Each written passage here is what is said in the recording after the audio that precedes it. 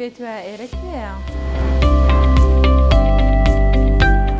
ئێرە بەشی باخچەی منداڵانە لە کۆمەڵگا فراوانەکەی بارز.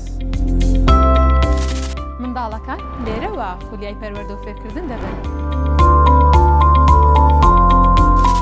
سیستەمی خوێندن لە باخچە بە زمانی ئینگلیزیە، هەروەها گرنگی تەواو دەدرێت بە زمانی کوردی شیرین و بابەتە تەرفیهیەکان.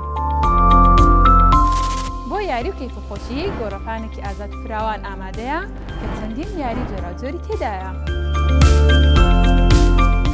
لە چێشتخانەی تایبەت بە باخچەی منداڵان دووژەمی سەرەکی بەیانیان و نیۆڕوان لەگەڵ چەندین میوەی جۆراوجۆر ڕۆژانە لە کاتی دیاریکراودا بە منداڵەکان دەدرێت.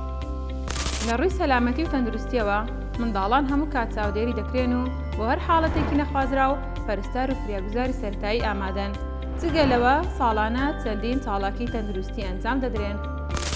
ژووری سینەما، سمارتبۆرد و سیستەمی دەنگی لەگەڵ چەندین چالاکی جۆراوجۆر لە تایبەتمەندیەکانی باخچەی منداڵانی بارزن.